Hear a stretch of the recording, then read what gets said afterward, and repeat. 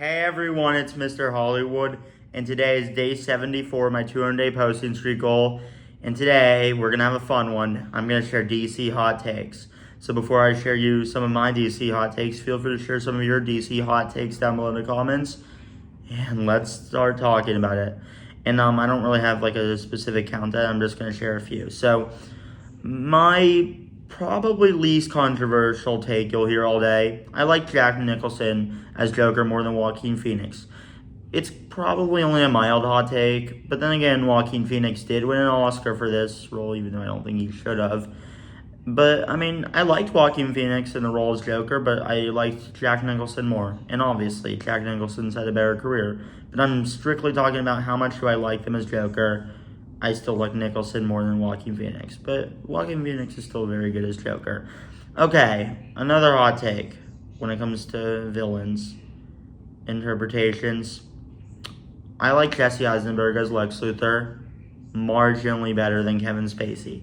And I don't think either are good, so it's not like a very high bar, but Jesse Eisenberg obviously is pretty much universally considered to be the worst Lex Luthor.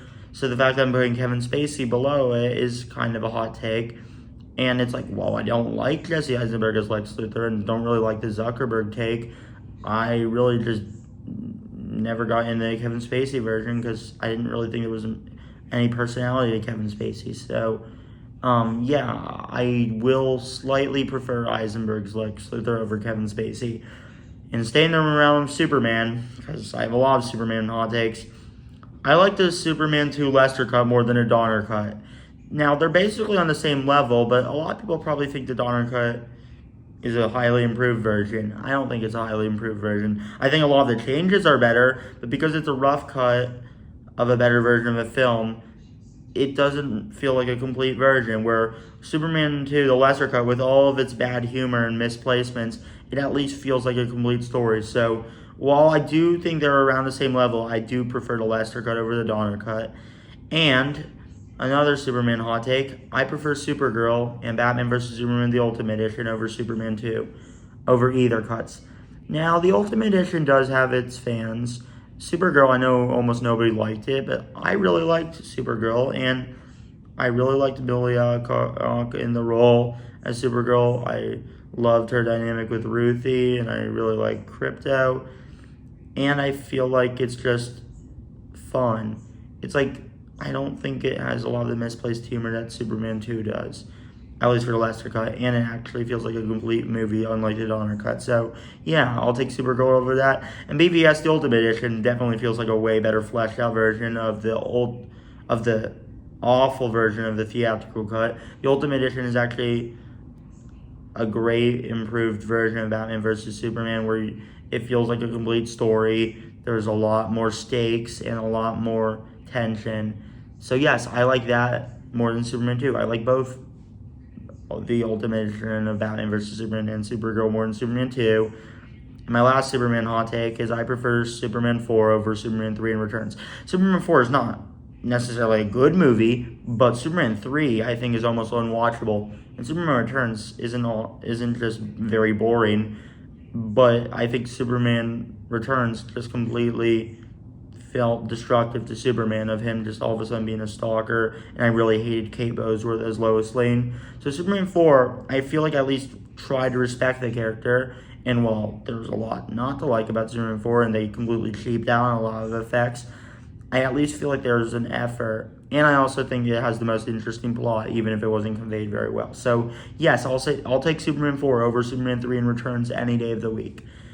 And now, for Batman hot takes, I prefer Batman Returns over Batman 89 and The Dark Knight Rises. I love Batman Returns. I think it has a great Gotham vibe, where I think this might be my favorite time we've ever really seen Gotham as a truly spooky place. And I really just love the art direction that they chose to go with for Batman Returns. And I loved like Danny DeVito's Penguin, Michelle Pfeiffer's Catwoman, and I love Michael Keaton in the role, and Danny Elfman's score is great. And I do think the Batman 89 is pretty good. I mean, I really like Jack Nicholson's Joker, but I just like the more darker approach of Returns more. And The Dark Knight Rises, I think, is pretty underrated. I definitely think it's the weakest of the Dark Knight trilogy, but there is still a lot to love about The Dark Knight Rises. However, even though it might feel sacrilege to put any of the Tim Burton films above The Dark Knight Rises, I do prefer Batman Returns over The Dark Knight Rises, and I prefer it over 89, which a lot of people probably think Batman 89 is the superior film of the Tim Burton run. I liked Returns more than both Batman 89 and The Dark Knight Rises. And my penultimate hot take of the day. This is probably where I'm going to get in some trouble. I prefer Wonder Woman 84 over the original Wonder Woman. It's not a great movie, and the final battle absolutely sucked in Wonder Woman 84. The thing is, it sucked just as much in the first Wonder Woman. So it's more of a case of, I think the first Wonder Woman is overrated and Wonder Woman 84 is a little underrated, other than the fact that I think Wonder Woman 84 is some great movie, or the first Wonder Woman is some terrible movie. I think both of them are somewhere in between that.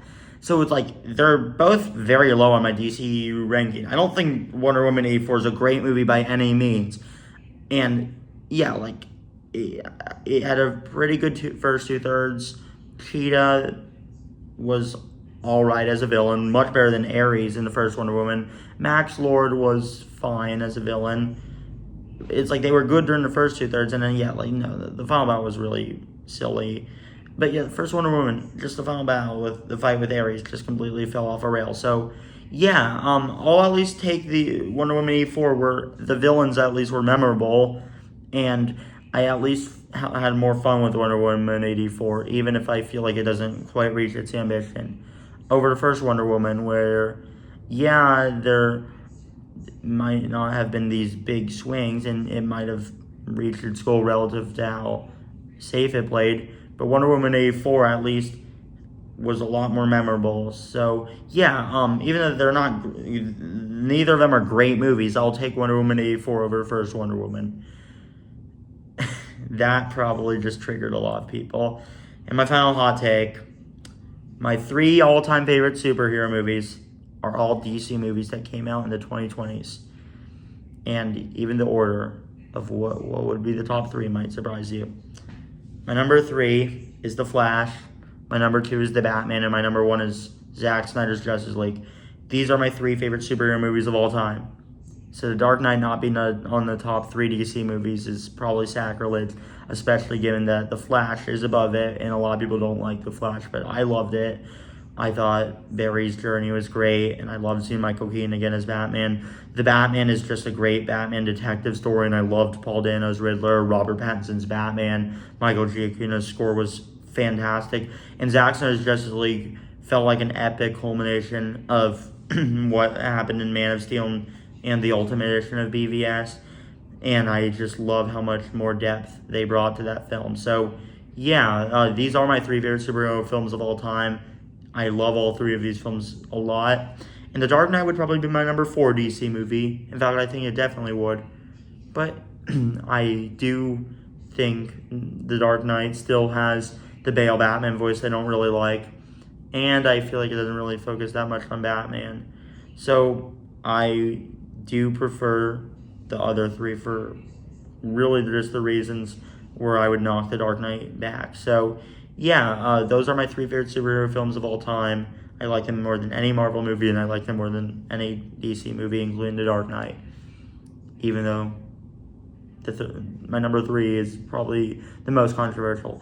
Like the Batman, I feel like a lot of people probably would put in the top 3 DC movies.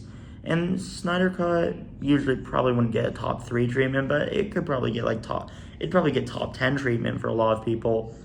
But The Flash would probably get bottom 5 DCEU treatment for a lot of people.